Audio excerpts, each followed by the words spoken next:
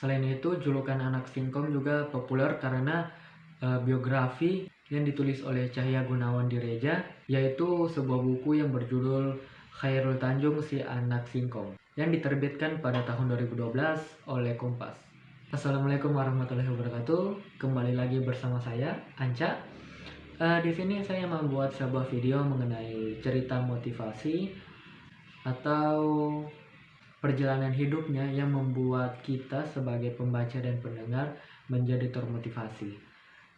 Tujuan video ini yaitu untuk memenuhi tugas kuliah saya, yaitu pendidikan karakter anti korupsi atau biasa kami sebut dengan pendekar.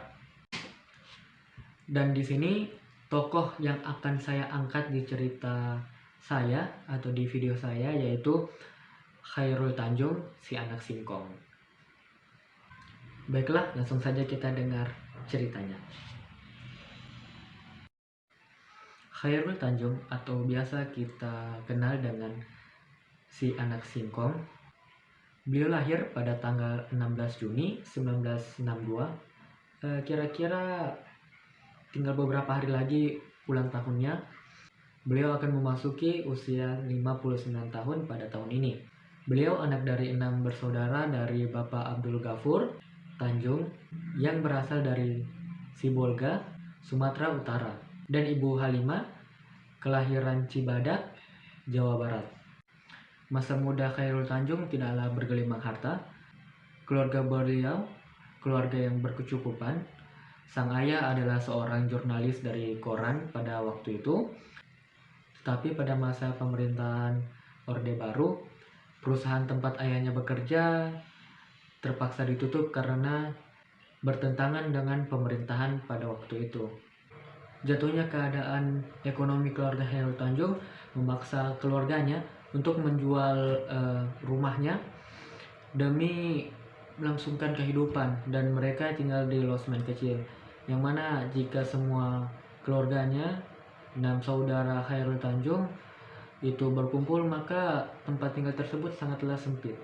Maka dari sinilah Chairul Tanjung disebut-sebut sebagai anak singkong karena latar belakangnya yang sangat sederhana. Selain itu, julukan anak singkong juga populer karena biografi yang ditulis oleh Cahya Gunawan Direja, yaitu sebuah buku yang berjudul Chairul Tanjung Si Anak Singkong yang diterbitkan pada tahun 2012 oleh Kompas. Nah, setelah tamat SMA, beliau langsung masuk pada perguruan tinggi, yaitu beliau masuk pada Universitas Indonesia mengambil jurusan kedokteran gigi.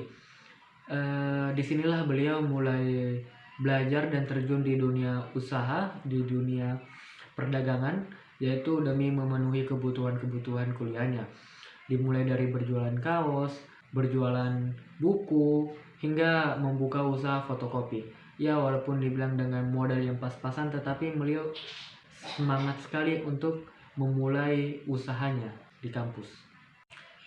Setelah lulus pada tahun 1987, beliau mulai membuka usaha serius, yaitu membuka sebuah laboratorium dan menjual peralatan kedokteran.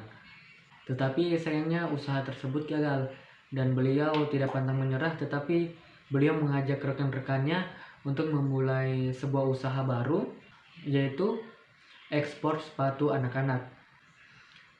Hanya bermodalkan 150 juta, beliau berhasil membangun dan membesarkan usahanya tersebut. Tetapi pada akhirnya beliau meninggalkan perusahaan tersebut karena visi beliau dan rekan-rekannya itu tidak sejalan.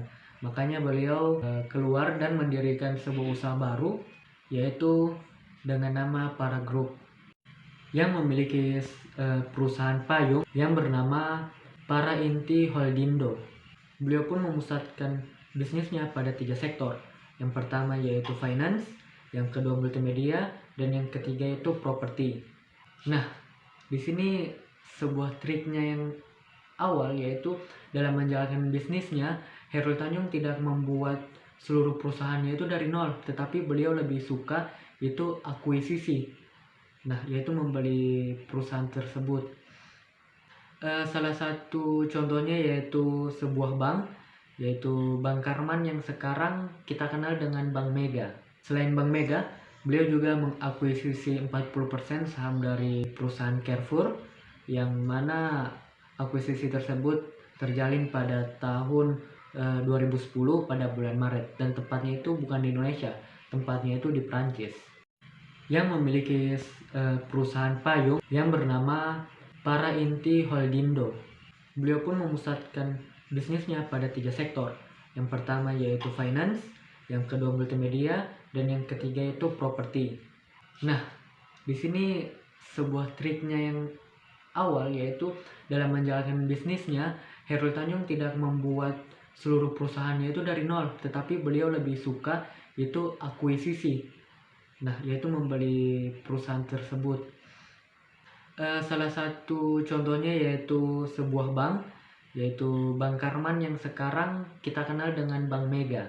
Selain Bank Mega, beliau juga mengakuisisi 40% saham dari perusahaan Carrefour, yang mana akuisisi tersebut terjalin pada tahun 2010 pada bulan Maret, dan tempatnya itu bukan di Indonesia, tempatnya itu di Prancis. Nah, pertama kali nama Trans TV yaitu PT Televisi Transformasi Indonesia. Untuk mendirikan saluran media televisi tersebut, beliau membutuhkan dana atau meminjam dana ke bank yaitu sekitar 100 miliaran, karena beliau hanya memiliki 50 miliar. Begitu yang tertulis di referensi yang saya dapat. Hanya 50 miliar. Ternyata kesulitan yang ditemui oleh Khairul Tanjung tidak hanya sampai di situ. Untuk membangun Trans TV tersebut, beliau masih kekurangan dana, dan biaya yang dibutuhkan oleh Trans TV pada waktu itu sekitar 400 miliar rupiah, dan itu dalam bentuk uang. Karena hal tersebut, maka Khairul Tanjung kembali mengajukan permintaan dana kepada bank. Nah, berkat sifat pantang menyerahnya Khairul Tanjung, pada tahun 2008 Trans TV mencapai puncaknya. Tidak sampai di situ, Khairul Tanjung pun mengakuisisi saluran TV yaitu TV7 milik Kompas. Nah, dan mengubah namanya menjadi Trans 7. Maka kedua saluran inilah yang menjadi sumbangan kekayaan terbesar bagi Khairul Tanjung.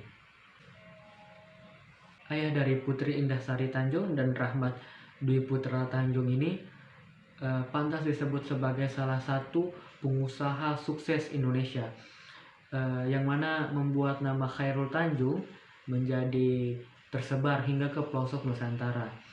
Nah, sekarang dengan kekayaan 3,1 miliar US dollar atau sekitar 43,4 triliun rupiah, Khairul Tanjung didaulat sebagai orang terkaya ke-6 di Indonesia dan 648 orang terkaya di dunia. Wow.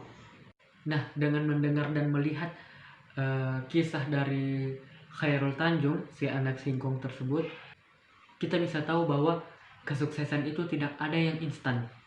Semuanya butuh perjuangan, jatuh bangun, harus tetap bangkit. Cerita tersebut bisa kita jadikan motivasi dalam hidup kita sendiri, entah kita mau jadi apapun itu, baik jadi pengusaha, programmer, video editor, dan sebagainya.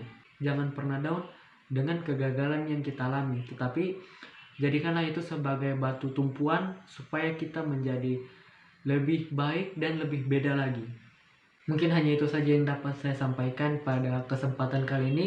Mohon maaf jika terjadi kesalahan histori atau cerita yang saya sampaikan, dan semoga cerita yang saya sampaikan ini dapat bermanfaat bagi kita semua. Terima kasih.